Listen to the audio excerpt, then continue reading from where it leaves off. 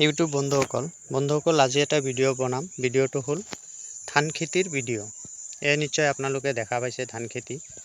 আপোনালোকে নিশ্চয় ভিডিঅ'টো শেষলৈকে চালে আপোনালোকে বুজি পাব ধান খেতি কেনেকৈ কৰা হয়, কি হাইব্ৰিড ধান লগাইছিল খেতিয়কে আমাক জনাব। খেতিয়ক আমাৰ লগতে আছে, খেতিয়কৰ পৰা আমি নিশ্চয় শুনিব পাৰিম। আপোনালোকে ভিডিঅ'টো শেষলৈকে চাব। দেখা পাইছে ধান খেতি সম্পূৰ্ণৰূপে ধান ওলাই অহা নাই, মাজে মাজে দুই এটা বাকী আছে। আপোনালোকে চাইছে। আমাৰ লগত খেতিয়ক আছে, খেতিয়কৰ পৰা আমি জানিম কেনেকৈ খেতি কৰিছে, আমাক নিশ্চয় জনাব। আপোনালোকে ভিডিঅ'টো শেষলৈকে চাব।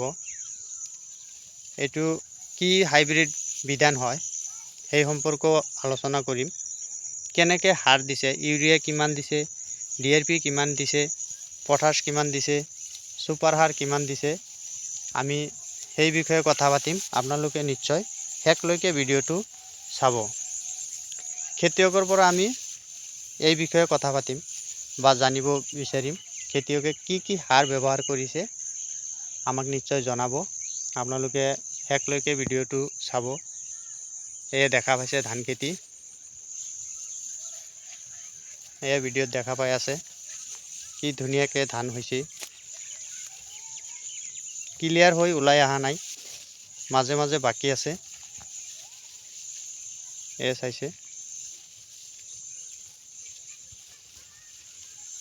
আমি খেতিয়কৰ ওচৰত যাই আছোঁ, আপোনালোকে নিশ্চয় দেখা পাব খেতিয়কক। আপোনালোকে ভিডিঅ'টো লগত থাকক, খেতিয়কৰ পৰা আমি জানিব বিচাৰিম। আপোনালোকে দেখা পাইছে ধান খেতি।